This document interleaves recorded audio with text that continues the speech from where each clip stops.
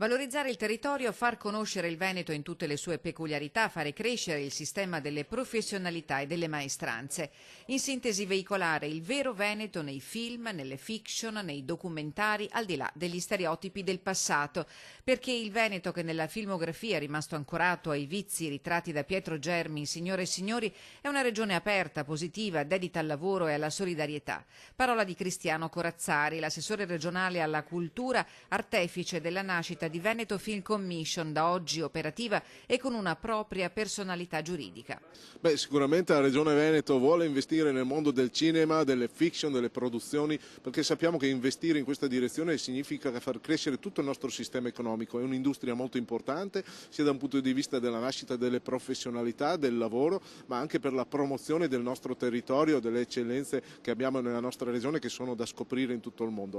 La Film Commission sarà fondamentale perché avrà un ruolo per attrarre produzioni internazionali in Veneto, per far conoscere i palcoscenici naturali che sono vanto del Veneto nel mondo, ma che ancora oggi non sono trasmesse e comunicate.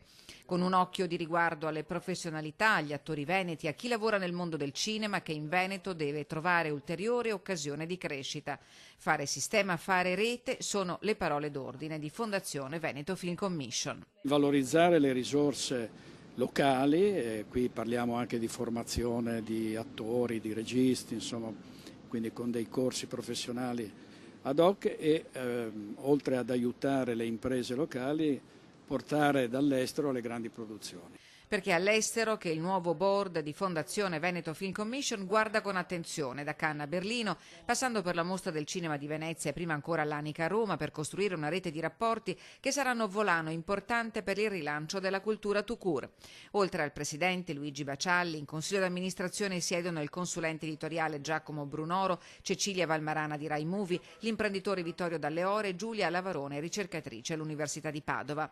A sostegno delle produzioni cinematografiche la Regione ha destinato 5 milioni di fondi comunitari. Approvato anche il primo bando che mette a disposizione 1.350.000 euro per sostenere fiction e animazione, 150.000 euro per la produzione di documentari e cortometraggi.